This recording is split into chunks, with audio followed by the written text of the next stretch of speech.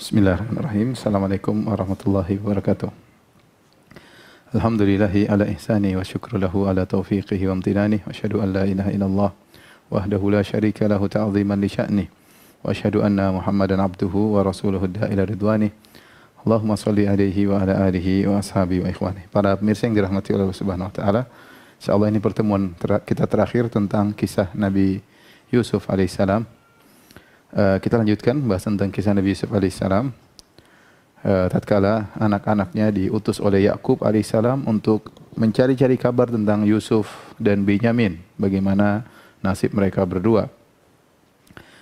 Kata Allah Subhanahu wa taala, "Falamma dakhalu alaihi qalu ya ayyuhal azizu massana wa ahlana ad-durru wa ji'na bi bidha'atin muzjatin fa awfi lana al-kayla wa tasaddaq alaina innallaha yajzil mutasaddiqin." Maka akhirnya mereka masuk, ya, kakak-kakaknya Yusuf alaihissalam, ya. Kemudian mereka bertemu dengan Nabi Yusuf alaihissalam. Mereka berkata, ayyuhal aziz, wahai al-aziz, wahai orang yang mulia. Al-aziz maksudnya orang yang mulia. Massana wa ahlana ad-durru. Maka mereka berkata, sungguh kami telah ditimpa dengan penderitaan, ditimpa dengan kesengsaraan. Wa ahlana, demikian juga keluarga kami di Palestina, di Syam, juga ditimpa dengan penderitaan. Waji'na bi bidha'atin muzjatin. Dan kami datang untuk membeli sukutan gandum dari engkau wahai paduka, ya, bi bidha'atin muzjatin. Namun uang kami tidak cukup.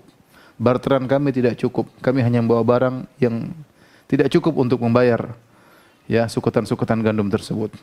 Fa'aufi lanal kail. Tapi kami mohon jangan kau kurangi timbangan.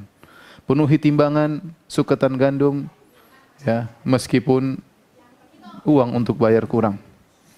Wa tasaddaq alaina, dan bersedekahlah kepada kami. Innallaha yajzil mutasaddiqin. Sungguhnya Allah memberi ganjaran kepada orang-orang yang bersedekah.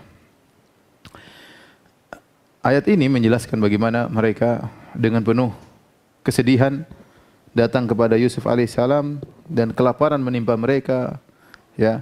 Dan mereka mengatakan, wa tasaddaq alaina, bersedekahlah kepada kami wahai sang penguasa, ya. Kemudian mereka menutup permintaan mereka dengan berkata, innallaha yajzil mutasaddiqin. Sungguhnya Allah memberi balasan kepada orang yang bersedekah. Mereka memotivasi Yusuf, ya. Ini dalil bahwasanya namanya sedekah bisa kita memberi hadiah kepada orang secara langsung, bisa dengan kita mengurangi harga. Ini kan gandum dijual harganya tertentu, tapi uang mereka tidak cukup, maka mereka mengatakan, tolong jangan dikurangi gandum. Harga berkurang tapi tolong jangan dikurangi. Ini bagian daripada sedekah. Makanya mereka mengatakan sungguhnya Allah akan membalas kebaikan orang-orang yang bersedekah. Oleh karenanya jangan kita pandang sedekah dengan pandangan sempit. Sedekah bukan cuma kita memberikan barang murni 100% hadiah, tidak. Bahkan kita penjual, kita jual barang, kita kurangi harganya, ya. Kalau kita naikkan ada yang beli, tapi kita ingin nolong orang ini, kita kurangi harganya. Dia tawar, kita tahu, kita kasihan sama dia. Kita kurangi harga, itu juga sedekah. Itu juga sedekah. Demikian juga dari sisi pembeli. Seorang, misalnya kita beli barang, kita tahu kalau kita tawar barang itu bisa turun harganya. Tapi kita enggak mau tawar. Kenapa? Karena kita niat bersedekah. Ini juga sedekah. Bahkan sebagian ulama tatkala menyebutkan tentang sedekah yang disembunyikan, ya, tentang 7 orang yang dinaungi oleh Allah pada hari kiamat, kala di antaranya kata Nabi SAW, rajulun tasaddaqa biyaminihi fa akhfaha hatta la ta'lama shimalu ma tunfiqu yaminuhu. Seorang yang bersedekah dengan tangan kanannya kemudian disembunyikan sampai-sampai tangan kirinya tidak tahu apa yang disedekahkan oleh tangan kanannya. Di antara caranya adalah membeli tanpa menawar. Sehingga orang yang menjual juga, ya, senang, dia tidak jatuh harga dirinya, dan kita niat kita bersedekah. Allah Maha tahu. Mungkin dia tidak merasa disedekahin. Dia bahagia dibeli barangnya tanpa ditawar, tapi kita niatnya kita bersedekah tanpa menawar barang tersebut. Tapi kalau kita kasih harga, kita bayar lebih, ya itu kelihatan sedekah, ketahuan. Tapi sampai pembeli pun tidak tahu kita bersedekah. Tangan kiri kita pun tidak tahu. Yang tahu hanya Allah Subhanahu wa taala. Kita niatkan dalam hati kita, kita beli tanpa harus menawarnya, maka itu diantara sedekah yang tersembunyi. Oleh karena jangan kita membatasi makna sedekahnya sekedar membeli barang, memberikan barang 100%, dengan mengurangi harga barang juga sedekah, dengan membeli tanpa menawar juga sedekah, ya. Dan Ini juga isyarat dari saudara-saudara Yusuf. Dia mengatakan, Inna Allah yajzil mutasaddiqin. Dia berkata, wahai paduka, jangan kurangi timbangan. Uang kami kurang, tapi jangan kurangi timbangan. Sungguhnya Allah akan beri balasan kepada orang yang bersedekah. Artinya apa? Ya sudahlah, berharap hanya kepada Allah. Ya, ini isyaratkan untuk ikhlas. Bantu mereka untuk ikhlas. Karena mereka tidak bisa kasih balasan budi kepada Yusuf alaihissalam. Jadi mereka mengatakan Allah akan beri balasan kepada orang yang bersedekah. Tatkala Yusuf alaihissalam mendengar tentang penderitaan mereka, mereka mengatakan masana ahlana wa durru wa ji'na mahsana durru wa ahlana ya masana wa ahlana durru wa ji'na bi bida'atin musjatin. Kata mereka, wahai Yusuf, wahai paduka, sungguhnya kami ditimpa dengan penderitaan, keluarga kami yang kami tinggalkan di Palestina juga mengalami penderitaan. Maka Yusuf pun langsung sedih mengingat bapaknya, mengingat keluarganya, mengingat saudara-saudaranya, karena mereka mengatakan masana wa ahlana dhurru. Kami dan keluarga kami yang kami tinggalkan di Palestina, tentunya ada bapaknya Yusuf. Ad-dhurr, kami ditimpa dengan penderitaan. Maka kasihanilah kami. Ya, jangan kurangi timbangan, saya kelaparan. Jangan kurangi timbangan, kalau dikurangi nanti mereka kurang makan kelaparan. Bayangkan gimana seorang mendengar bapaknya kelaparan, mendengar mungkin bibinya, mungkin ibunya, mungkin tantenya kelaparan, ponakan-ponakannya kelaparan. Maka Yusuf tidak kuasa tatkala mendengar penderitaan yang diungkapkan oleh kakak-kakaknya tersebut. Akhirnya Yusuf buka kartu kepada mereka. Apa kata Yusuf alaihissalam? Qala hal alimtum ma fa'altum bi Yusuf wa akhihi id antum jahilun. Tidakkah kalian tahu apa yang telah kalian lakukan kepada Yusuf dan saudaranya Binyamin tatkala kalian masih jahil? Subhanallah. Mereka bingung, ini orang tahu dari mana tentang kisah Yusuf? Dari mana ini orang tahu tentang kami melemparkan Yusuf dalam sumur? Yang tahu hanya Yusuf. Ya, karena Binyamin tidak hadir. Tidak ada yang hadir kecuali mereka. Mereka 10 orang yang masukkan Yusuf dalam sumur. Tidak ada yang tahu kecuali Yusuf, kecuali Allah Subhanahu wa taala tentunya. Artinya manusia yang tahu hanya Yusuf. Bapak mereka tidak tahu, Binyamin tidak tahu. Rahasia yang mereka sembunyikan. Orang ini tiba-tiba berkata, ya, masih ingatkah kalian apa yang kalian kerjakan terhadap Yusuf dan Binyamin? Ya. Tetapi lihat bagaimana Yusuf dengan kelembutan, sayang kepada kakaknya, tidak ada dendam sama sekali. Nabi Yusuf berkata, "Idz antum jahilun," yang kalian lakukan tatkala kalian masih jahil. Ini adalah nau' minal uzur, yaitu Yusuf memberi uzur kepada mereka dengan kata-kata yang halus. Waktu kalian kalian masih muda, masih kanak-kanak mungkin, ya masih belum mengerti agama, kemudian kalian berbuat buruk kepada Yusuf. Ingatkah kalian hal tersebut? Akhirnya mereka, wah, tidak ada kecurigaan kecuali kepada orang ini. Dari mana dia tahu kisah ini? Qalu a innaka la anta Yusuf. Mereka berkata, apakah engkau Yusuf? Mereka perhatikan lagi, mirip-mirip. Apakah engkau Yusuf? Subhanallah. Qala ana Yusuf wa hadha akhi. Akhirnya Yusuf buka kartu. Kata Yusuf, akulah Yusuf. Subhanallah, Yusuf yang kalian lemparkan dulu masih kecil dalam sumur. Aku inilah orangnya. Wa hadha akhi, dan ini Binyamin yang kalian ganggu selama ini. Kalian pisahkan aku dengan dia. Kalian zalimi dia, kalian zalimi aku, pisahkan aku dengan ayahku. Tapi Yusuf tidak ngomong panjang lebar. Ana Yusuf wa hadha akhi. Ini aku Yusuf dan ini saudaraku. Qad mannallahu alaina, sungguh Allah telah beri karunia kepada kami. Kemudian Yusuf berkata, innahu may yattaqi wa yasbir. Sungguhnya barang siapa bertakwa dan bersabar, fa innallaha la yudhi ajral muhsinin. Sungguhnya Allah tidak akan menyia-nyiakan ganjaran bagi orang yang berbuat ihsan, berbuat kebaikan. Yusuf menyebutkan kepada kakak-kakaknya, barang siapa bertakwa dan bersabar. Artinya Yusuf berkata, aku bertakwa dan aku bersabar. Nah, bolehkah seorang mengatakan aku telah bertakwa, aku boleh bersabar? Aku telah bersabar. Asalnya seorang tidak mengucapkan demikian. Ya, khawatir terkena ujub. Tapi kata para ulama, boleh. Sebagian ulama mengatakan boleh. Seorang memberi pelajaran kepada orang lain dalam rangka tahadduts bin ni'mah, menyebutkan nikmat yang Allah berikan kepadanya agar orang mengambil pelajaran bukan dalam rangka ujub, tapi dalam rangka bersyukur kepada Allah. Ya. Misalnya kita bilang, makanya barang siapa yang baca Quran, insya Allah diberikan kemudahan. Misalnya barang siapa yang sedekah, insya Allah ya. Tapi maksud saya, jangan menceritakan dalam kondisi sombong atau ujub. Yusuf berkata, innahu may yattaqi wa yasbir. Sungguhnya barang siapa bertakwa dan bersabar. Ini syarat harus dipenuhi kalau ingin diberi ganjaran oleh Allah di dunia sebelum di akhirat. Bertakwa dan bersabar. Kenapa para pemirsa yang dirahmati oleh Allah Subhanahu wa taala, ada orang yang bersabar tidak bertakwa, ada yang bersabar tapi tidak bertakwa. Ya, dia bersabar aja tapi dia tidak, ibadahnya kurang, tawakalnya kurang, ya sabar tapi mungkin masih maksiat, ya. Ada yang bertakwa tapi kurang bersabar. Ya rajin ibadah tapi ngomel, tapi hatinya gelisah, mengeluh. Ini namanya tidak, ya apa namanya, bertakwa tapi tidak bersabar. Kalau ingin diberi solusi oleh Allah Subhanahu wa taala, maka gabungkan keduanya. Innahu may yattaqi wa yasbir. Kapan terpenuhi pada seorang takwa dan sabar, maka Allah akan berikan solusi kepadanya. Innahu may yattaqi wa yasbir fa innallaha la yudhi'u ajral muhsin. Sungguhnya Allah tidak akan menyia-nyiakan orang yang berbuat baik. Dan subhanallah, Nabi Yusuf alaihissalam telah mencapai derajat kesabaran yang tinggi. Jenis kesabaran as-sabru al-ittirari sama as-sabru al-ikhtiyari, sabar terpaksa, sabar pilihan, semua telah dijalani oleh Nabi Yusuf alaihissalam. Sebagaimana sering kita sampaikan, sabar ada dua. Ada sabar pilihan, ada sabar terpaksa. Sabar terpaksa seperti Nabi Yusuf dilemparkan dalam sumur, beliau bersabar. Tatkala dijual jadi budak, beliau bersabar, terpaksa, enggak ada pilihan, sabar. Dijadikan pekerja di rumah majikan, sabar bekerja, ya. Di penjara, sabar di penjara, ini namanya sabar terpaksa, enggak ada pilihan. Nabi Yusuf juga sabar ittirari, sabar ikhtiyari, sabar pilihan, seperti tatkala digoda oleh wanita yang konon namanya Zulekha.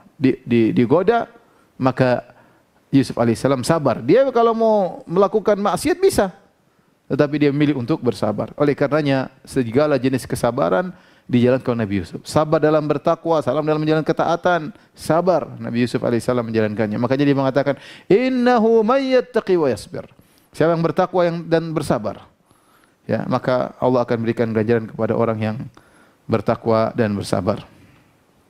Akhirnya kakak-kakaknya berkata, qalu tallahi laqad atharakallahu alaina wa in kunna la khati'in.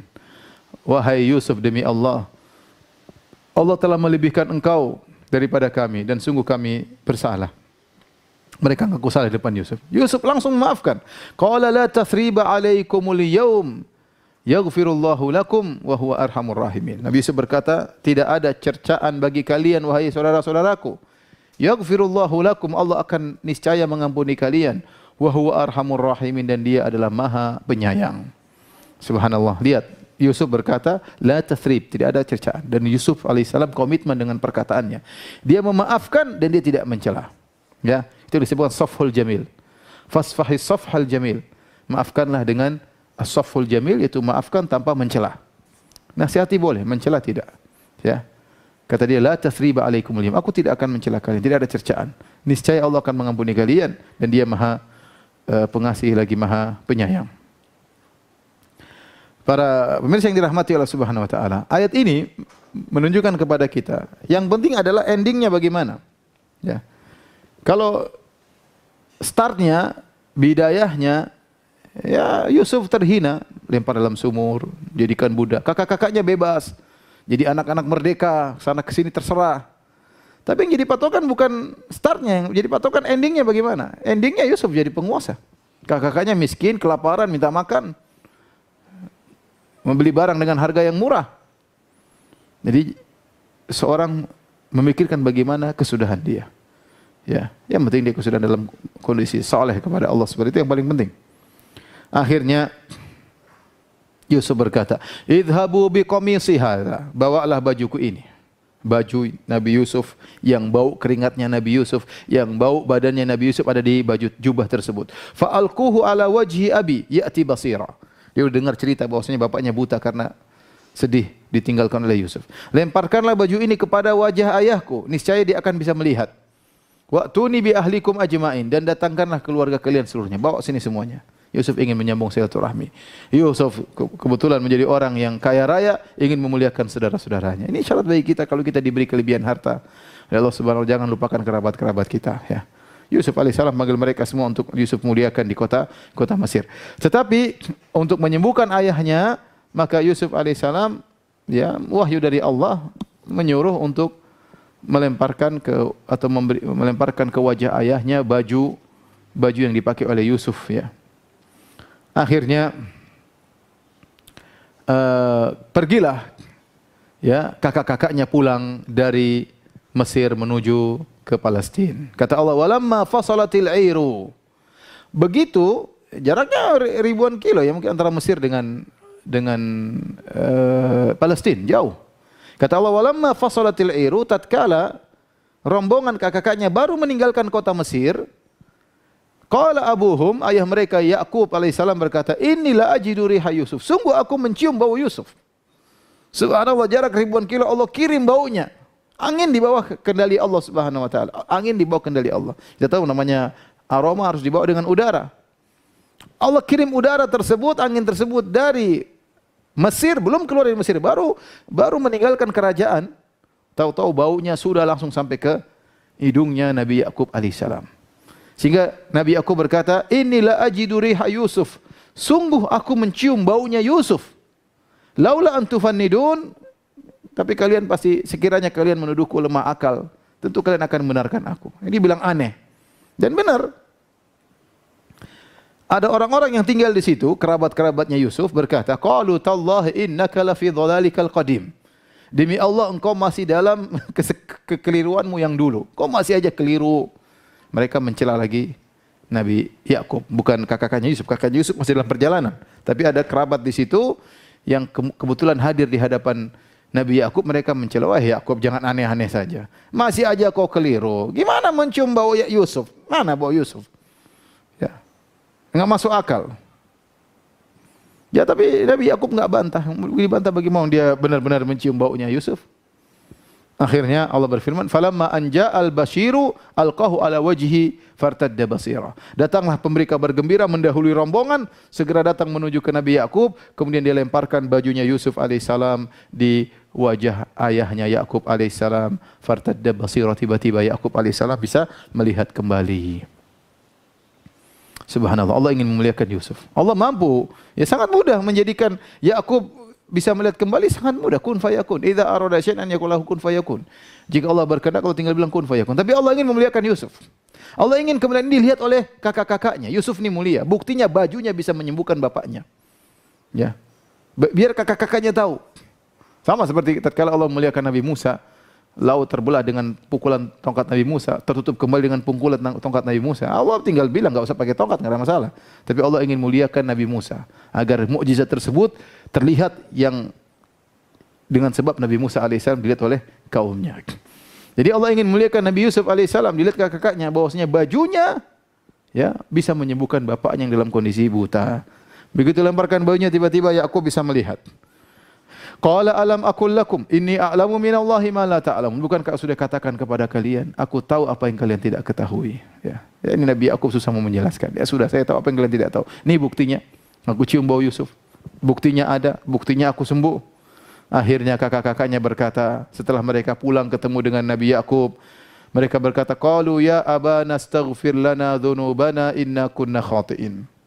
Kata mereka, wahai ayahanda, ampunilah dosa-dosa kami, mohon ampunkanlah kepada Allah untuk dosa-dosa kami. Sungguhnya kami telah benar-benar berbuat kesalahan. Apa kata Nabi Yakub alaihissalam? Qala saufa astaghfiru lakum Rabbi. Ingat ya, perhatikan. Yakub tidak mengatakan sa'astaghfiru. Kalau sa artinya akan tapi dekat. Kalau saufa ada jaraknya. Kita sudah belajar bahasa Arab. Qala saufa astaghfiru lakum Rabbi. Aku akan memohonkan ampunan bagi kalian dari Rabbku. Innahu wal ghafurur rahim. Sungguhnya Allah Maha Pengampun lagi Maha Penyayang. Perhatikan di sini, kenapa Nabi Yakub tidak mengatakan ya Allah ampuni kalian? Kenapa tidak langsung? Beda dengan Yusuf alaihissalam. In kunna la khati'in, kata kakak-kakaknya Yusuf, kami salah. Kata Nabi Yusuf alaihissalam, qala la tasriba alaikum al-yawma yaghfirullahu lakum. Tidak ada cercaan baik, Allah ampuni kalian. Langsung didoain. Tapi Yakub tidak mau doain langsung. Yakub berkata, saufa, nanti saya akan doakan buat kalian. Sekarang enggak dulu. Timbul pertanyaan, kenapa Yakub menunda permohonan ampun buat kakak-kakaknya Yusuf? Dibahas oleh para ulama. Ya, ada yang mengatakan bahwasanya Nabi Yakub ingin pilih waktu yang tepat. Kenapa? Karena dosa kakak-kakaknya ini banyak. Dosa memisahkan Yusuf, menzalimi Yusuf, menzalimi Binyamin, menzalimi Nabi Yakub alaihissalam, memisahkan dosanya banyak. Maka perlu waktu yang khusus untuk mohonkan ampunan bagi kakak-kakaknya Yusuf. Maka sebagian ulama mengatakan, Nabi Yakub mengatakan, aku akan mohon ampunan bagi kalian di waktu sahur. Sekarang belum, nanti. Ini pendapat. Pendapat lain mengatakan bahwasanya Nabi Yakub tidak langsung memohon ampunan buat anak-anaknya. Kenapa? Agar mereka diberi pelajaran. Kalau Nabi Yakub mengatakan, oh ya selesai, Akhirnya mereka menggampangkan dosa-dosa yang mereka lakukan. Jadi mereka harus jera. Mereka harus ngerti bahwasanya dosa yang mereka lakukan ini besar. Tidak gampang. Gimana dosa sepele yang sementara memisahkan anak dan ayahnya selama puluhan tahun. Menjual adiknya dijadikan budak. Ini bukan dosa sepele. Zalim luar biasa. Bohong dan macam-macamnya. Oleh karena Yakub alaihissalam tidak langsung memohonkan ampunan buat anak-anaknya seketika itu pula, agar mereka diberi pelajaran, agar mereka sadar. Ini pendapat sebagian ulama. Kenapa Nabi Yakub menunda mohon ampunan? Ya, karena ingin beri pelajaran kepada anak-anaknya. Beda Yusuf alaihissalam langsung memaafkan, karena Yusuf waktu itu posisinya sebagai apa? Sebagai penguasa. Ya, kalau dia tidak maafkan, kakaknya ketakutan. Ya. Dan subhanallah Yusuf alaihissalam ya, melakukan pemaafan yang luar biasa. Dan beliau adalah seorang yang sangat pemaaf. Ya. Lihat ya, saya ceritakan. Yusuf alaihissalam. Ya. Dia memaafkan orang yang dipenjara.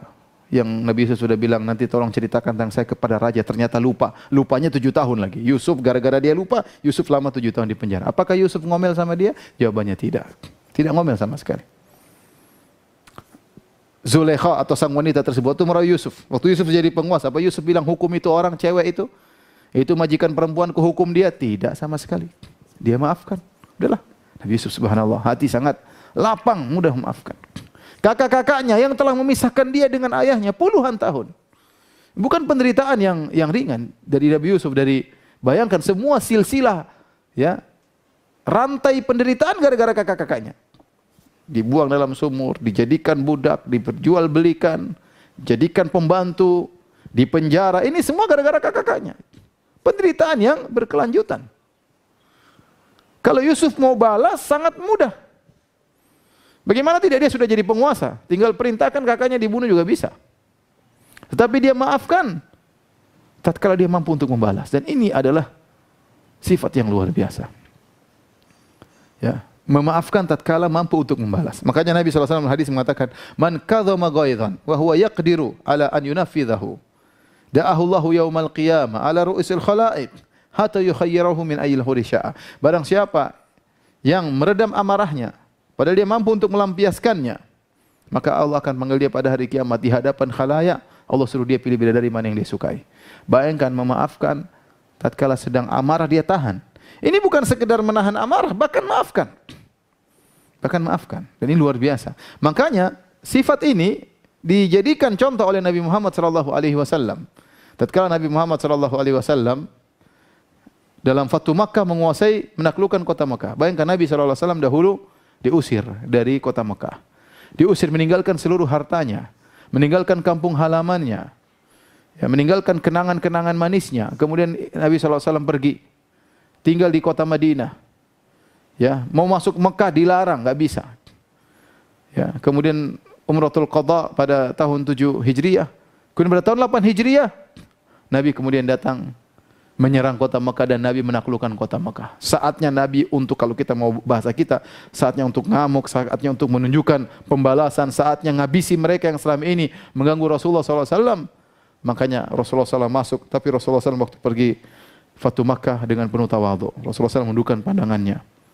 Ya, sampai dagunya dekat dengan pelana onta, tidak petenteng gagah gini, enggak. Rasulullah dengan penuh tawadhu masuk kota Mekah, kemudian salat di Ka'bah, kemudian dikumpulkan orang Quraisy. Abu Sufyan datang, maka Abu Sufyan masuk Islam, ingin dimuliakan. Kata Nabi SAW, "Man dakhala dara Abi Sufyan fahuwa amin." Barang siapa yang masuk ke rumahnya Abu Sufyan, dia selamat. Nabi langsung muliakan dia. Ini padahal gembongnya orang kafir. Yang dalam perang Uhud dia bosnya, Abu Sufyan. Sampai Hamzah pamannya, gara-gara ini si Abu Sufyan. Tapi Nabi maafkan tatkala itu. Kemudian dikumpulkan orang Quraisy. Setelah dikumpulkan penjahat-penjahat semua, Nabi tinggal potong kepala mereka semua. Saatnya Nabi mampu untuk membalas. Maka Nabi kumpulkan mereka sallallahu alaihi wasallam yang sangat pemaaf, berkata kepada mereka. Kata Nabi, "Ya ma'syara Quraisy, ma tadhunnuna anni fa'ilun bikum." Wahai orang-orang Quraisy kalian, menurut kalian apa yang akan aku lakukan bagi kalian? Menurut kalian apa? Subhanallah. Kata mereka, qalu khairan, insyaallah kau berbuat baik kepada kami ya Rasulullah. wahai Muhammad, kau akan berbuat baik kepadaku. Kenapa? Mereka muji Nabi. Kata mereka, akhun karim, engkau saudara kami yang mulia. Ibnu akhin karim, engkau putri saudara kami, engkau putra saudara kami yang mulia. Ya, waqad qadir, dan kau mampu untuk balas kepada kami, tapi kau adalah orang yang mulia. Ya, masa sebelumnya mereka maki-maki Rasulullah SAW. Begitu dikepung, ditangkapin semua, langsung bilang, ya Rasulullah, ya Muhammad, engkau adalah saudara kami yang mulia, saudara kami. Tadinya enggak ngaku saudara. Sekarang saudara kami yang mulia. Kau bapakmu juga dulu mulia. Kau keturunan yang mulia. Maka Rasulullah SAW berkata, Al-yawma aqulu lakum ma qala akhi Yusuf. Pada hari ini aku akan berkata kepada kalian sebagaimana perkataan saudaraku Yusuf alaihissalam. La tathriba alaikumul yawma yaghfirullahu lakum. Tidak ada cercaan bagi kalian. Semoga Allah mengampuni kalian. Idhabu fa antumut tulaqa. Pergilah kalian bebas. Subhanallah. Nabi SAW tidak minta syarat, tidak, udah bebas saja, bebas pergi. Yang musyrik Nabi tidak paksa masuk Islam, silakan bebas. Akhirnya mereka masuk Islam banyak. Tapi maksud saya Nabi SAW memaafkan di saat mampu untuk membalas. Sebagaimana Yusuf alaihissalam memaafkan di saat dia mampu untuk membalas. Akhirnya setelah kabar sampai ke Yakub dan keluarganya, maka mereka rame-rame pergi menuju ke Mesir. Semua dibawa rame-rame menuju ke Mesir. Kata Allah Subhanahu wa taala, "Falamma dakhalu ala Yusuf awa ilaihi abawai." Tatkala mereka masuk ketemu Yusuf, maka Yusuf alaihissalam kemudian mengumpulkan kedua orang tuanya. Subhanallah, puluhan tahun tidak pernah bertemu. Ayahnya yang sangat dia cintai, ibunya yang sangat dia cintai. Dia berkata, Yusuf, wa qala dukhulu Misra insyaallah aminin. Silakanlah pergi ke kerajaan Mesir, kemanapun kalian pergi aman. Kenapa? Karena Yusuf alaihissalam penguasa. Penguasa, kemana saja aman. Jangan khawatir ayahanda, jangan khawatir ibunda, jangan khawatir kakak-kakak, adikku, semuanya kerabatku, kemana saja kalian aman. Udkhulu Misra insyaallah aminin. Kemudian warafa abawai alal arsy. Kemudian dia pun angkat kedua orang tuanya di arsy, di tempat singgasananya Yusuf alaihissalam. Wa kharru lahu sujada, maka mereka pun sujud kepada Nabi Yusuf alaihissalam.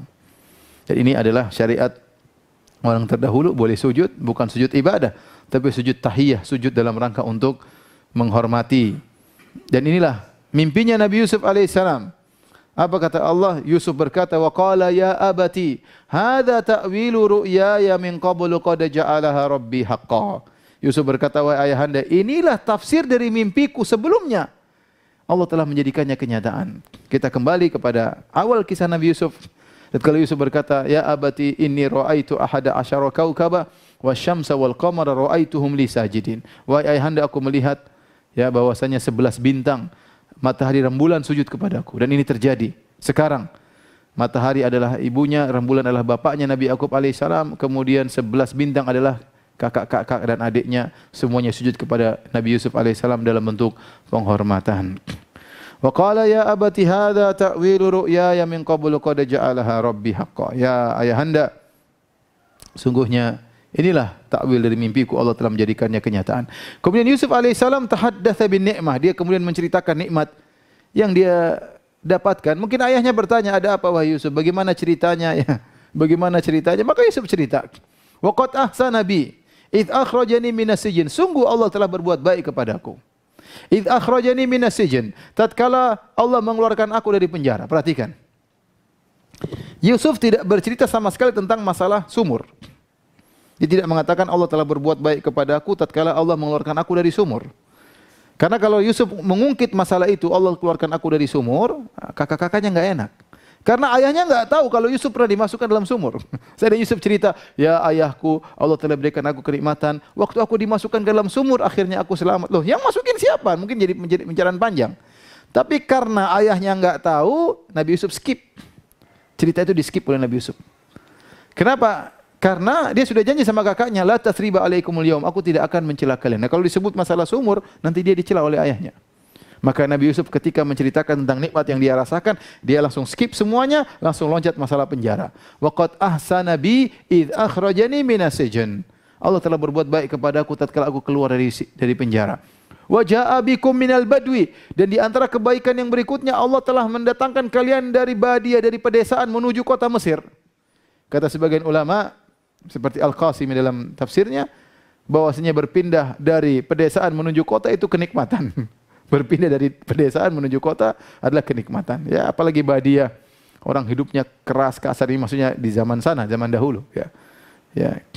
Ya, bisa jadi suatu dalam kondisi dari pedesaan ke kota semakin musibah. Tapi secara umum dari dulu namanya kota, tempatnya orang berpendidikan, ya, tempatnya orang apa namanya beradab dan yang lainnya, beda dengan orang tinggal di daerah-daerah badui-badui. Ya. Jadi Nabi Yusuf menyebutkan di antara kenikmatan wajah abikum minal badui. Kalian didatangkan dari pedesaan di Palestina ke Mesir, ke kota Mesir. Mim ba'di an nazaqa syaitanu baini wa baina ikhwati. Setelah syaitan mengadu domba antara aku dengan kakak-kakakku. Perhatikan di sini, Nabi Yusuf tidak perlu menyembunyikan bahwasanya terjadi pertikaian antara dia dengan kakak-kakaknya karena ayahnya pun tahu sejak dahulu. Tetapi bagaimana cara Nabi Yusuf mengungkapkan permasalahan tersebut? Seakan-akan dia menyandarkan kesalahan kepada syaitan. Dia tidak mengatakan kakak-kakak aku salah. Karena dia sudah berjanji, dia komitmen tidak akan mencela kakak-kakaknya. Subhanallah, saful jamil. Memaafkan, benar-benar maafkan. Tidak mau nyinggung sama sekali. Dia ingin menunjukkan tampil depan ayahnya nih. Ya itu kakak-kakak yang salah, enggak. Seperti sebagian anak-anak seperti itu. Ingin menunjukkan dia yang benar, saudara-saudaranya yang salah. Yusuf tidak, benar-benar maafkan. Sampai masalah ini pun dia ungkapkan dengan berkata, mim ba'di an nazaqa syaitanu baini wa baina ikhwati, setelah syaitan mengadu domba antara aku dengan kakakku. Seakan-akan kesalahan dari dua belah pihak, dari dia dan kakaknya. Yang namun pusat kesalahan adalah syaitan. Subhanallah, bagaimana Yusuf komitmen untuk tidak mencela kakak-kakaknya. Kemudian kata Yusuf alaihissalam, inna rabbi latiful lima yasha. Sungguhnya Rabbku maha lembut dengan apa yang dia kehendaki. Apa yang dia kehendaki Allah maha lembut. Maksudnya maha lembut apa? Di antara tafsiran dari Al-Latif, Allah maha lembut, yaitu Allah mengantarkan kebaikan kepada seorang tanpa dia sadari. Atau Allah menghindarkan seorang dari keburukan tanpa dia sadari. Dalam kisah ini adalah Allah mengantarkan kebaikan kepada Yusuf tanpa dia sadari. Bayangkan, lemparkan dalam sumur, enggak tahu-tahu jadi budak. Tahu-tahu di penjara. Semua ini kalau dilihat secara zahir penderitaan. Ternyata ini semua kisahnya agar Yusuf menjadi penguasa. Yusuf pun tidak tahu ceritanya bakalan jadi penguasa dengan demikian. Waktu di penjara dia ingin bebas, ternyata tidak bebas. Ternyata temannya lupa cerita sama raja. Ternyata itu semua sudah rencana Allah Subhanahu wa taala. Tanpa disadari oleh Yusuf alaihissalam. Oleh karenanya banyak orang-orang di antara kita yang Allah berikan nikmat tanpa dia sadari, tanpa dia duga. Ya. Allah latif, Allah berikan dia kenikmatan, Allah berikan dia rezeki, Allah berikan dia anugerah tanpa dia sadari. Dia mungkin menyangka ini, tahu-tahu Allah beri kasih yang lain. Makanya Allah berikan, "Wa yattaqillaha ja'al lahu makhraja." Barangsiapa bertakwa kepada Allah berikan ya wa yarzuqhu min haitsu la yahtasib. Allah berikan dia solusi dan Allah berikan rezeki dari arah yang tidak dia sangka-sangka. Innallaha latif, inna rabbi latifun lima yasha. Sungguhnya Allah Tuhanku maha lembut. Bagaimana Allah lembut kepada Nabi Yusuf alaihissalam. Innahu huwal alimul hakim, dan dialah Allah maha berilmu dan maha bijak. Semua yang terjadi atas ilmu Allah. Semua terjadi atas kebijakan Allah. Ini semua yang terjadi, kata Nabi Yusuf, atas kebijakan Allah Subhanahu wa taala. Setelah itu Nabi Yusuf berdoa kepada Allah. Rabbi qad ataitani minal mulki wa 'allamtani min ta'wil hadits. Ya Rabbku, ya, engkau telah berikan kepada aku sebagian kekuasaan, itu menjadi penguasa di Mesir. Wa 'allamtani min ta'wil ahadits, dan engkau telah mengajarkan kepadaku sebagian ilmu tafsir mimpi.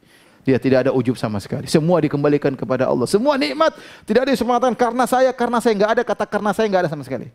Semuanya Allah, semuanya Allah, semuanya Allah. Kemudian dia puji lagi Allah, Fatiras samawati wal ardh, pencipta langit dan bumi. Anta waliyyi fid dunya, engkau adalah penolongku di dunia wa fil akhirah, dan di akhirat. Anta waliyyi fid dunya wal akhirah. Apa doanya Nabi Yusuf? Tawaffani muslima, wafatkan aku dalam kondisi Islam. Walhiqni bis salihin, dan ikutkan aku dengan orang-orang saleh, dengan ayahku Ibrahim, dengan kakekku Ishak, dengan nabi-nabi yang lain. Tapi perhatikan di sini Nabi Yusuf alaihissalam berdoa agar meninggal dalam kondisi husnul khatimah. Tawaffani muslima. Yang penting adalah meninggal dalam kondisi Islam. Oleh karenanya para ikhwan, jangan kita pede dengan apa yang kita miliki. Kita enggak tahu bagaimana kesudahan kita. Kita enggak tahu.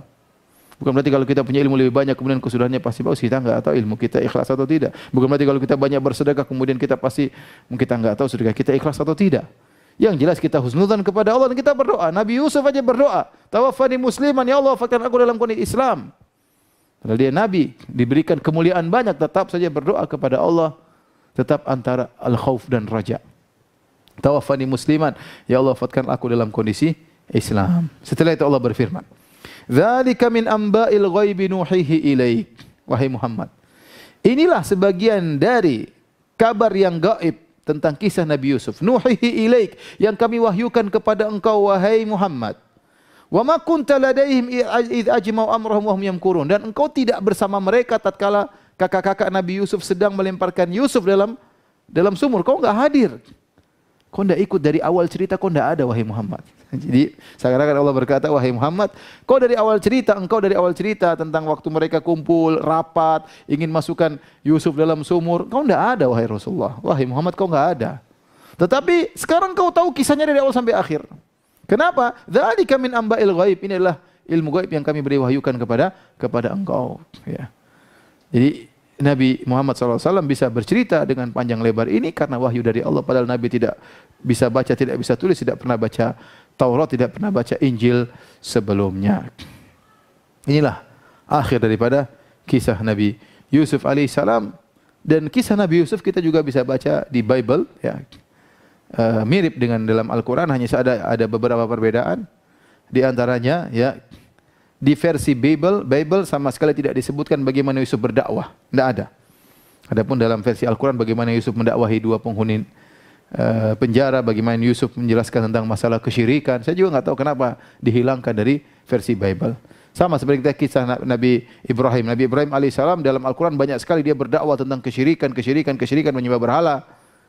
Tapi di Bible sama sekali enggak ada dakwah tentang menyuruh orang kepada tauhid dan melarang kesyirikan. Ya karena mungkin mereka sendiri terjerumus dalam kesyirikan sehingga bagian itu dihilangkan. Wallahu a'lam bishawab. Kemudian juga tidak disebutkan dalam Bible Yusuf yang datang kepada dua penghuni penjara kemudian bertanya-tanya. Beda dengan dalam Al-Qur'an mereka yang datang kepada Nabi Yusuf karena melihat akhlak Nabi Yusuf yang mulia. Kemudian juga dalam Bible tidak disebutkan mukjizat Nabi Yusuf tentang bagaimana bajunya bisa membuat ayahnya tadinya buta bisa melihat kembali. Itu tidak disebutkan sama sekali di Bible. Kemudian di Bible disebutkan, di Perjanjian Lama disebutkan Yusuf menceritakan mimpinya kepada kakak-kakaknya. Adapun dalam Al-Quran tidak, Yusuf tidak cerita. Ya, Yusuf tidak cerita. Tapi dalam Bible Yusuf cerita, kakaknya semakin jengkel waktu Yusuf cerita. Kemudian dalam Al-Quran Yusuf alaihissalam ya dibawa oleh kakak-kakaknya setelah menipu dan merayu Yakub alaihissalam. Dalam Bible tidak. Dalam Bible Yakub yang suruh Yusuf ikut kakak-kakaknya. Ini perbedaan 180 derajat. Ya, Yakub yang suruh Yusuf ikut kakak-kakaknya. Kemudian dalam Bible ya Yusuf alaihissalam kabur kemudian bajunya ditarik oleh Zulekha atau wanita yang konon namanya Zulekha. Adapun dalam Bible, kalau dalam Al-Quran Yusuf kabur ditarik baju dari belakang, dalam Bible tidak. Dalam Bible Yusuf melepas bajunya kemudian taruh di kamarnya si wanita tersebut. Ya. Kemudian dalam Bible begitu ketahuan Yusuf langsung dipenjara. Dalam Al-Quran tidak. Yusuf masih disuruh pergi. Kapan dipenjara? Setelah ada kisah wanita potong-potong tangan mereka. Dalam Bible enggak ada sama sekali kisah tersebut. Tidak ada kisah tentang tampannya Nabi Yusuf alaihissalam. Tidak ada kisah bagaimana wanita tersebut motong tangan-tangan mereka. Yang ada cuma dalam Al-Quran. Kemudian dalam versi Al-Quran, Nabi Yakub alaihissalam tidak pernah mengeluhkan penderitaannya. Enggak pernah. Bahkan dia mengatakan, innama ashku bathi wa huzni ilallah. Aku mengeluhkan penderitaanku kepada Allah Subhanahu wa taala semata. Adapun dalam Bible, Yakub mengeluh tentang kehidupannya yang buruk. Lihat Kejadian 47 ayat 9. Dia mengeluh tentang penderitaannya yang buruk dan ada perbedaan yang lain, namun ini yang pokoknya yang menunjukkan bahwasanya kisah Nabi Yusuf alaihissalam versi Al-Quran lebih indah lebih banyak faedah daripada yang disebutkan dalam Perjanjian Lama, dan tidak benar bahwasanya Rasulullah SAW hanya menjiplak. Buktinya ceritanya banyak bedanya, bahkan lebih lengkap dalam Al-Quran. Lebih lengkap dalam Al-Quran bagaimana faedah-faedah yang bisa diambil dari kisah Nabi Yusuf alaihissalam dalam Al-Quran. Inilah kisah yang sangat panjang. Alhamdulillah kita selesai pada kesempatan kali ini. Semoga kita bisa bertemu dengan bulan Ramadan dengan penuh ketakwaan, diberi taufik oleh Allah Subhanahu wa taala. Waktu terus berlalu, umur terus bertambah. Tidak terasa kita sudah masuk Ramadan kesekian kali. Kita tidak tahu apakah bisa bertemu Ramadan berikutnya ataukah menyelesaikan Ramadan kali ini pun tidak tahu. Maka semoga di hari-hari yang indah ini Ramadan kita diberi kemudahan oleh Allah Subhanahu wa taala untuk banyak beribadah kepada Allah Subhanahu wa taala. Demikian para pemirsa yang dirahmati oleh Allah Subhanahu wa taala, kajian kita. Jangan lupa insyaallah kita bertemu kembali dalam kesempatan yang lain. Subhanakallah bihamdik asyhadu an la ilaha illa anta astaghfiruka wa atubu ilaik. Wa akhiru da'wana alhamdulillahirabbil alamin. Assalamualaikum warahmatullahi wabarakatuh.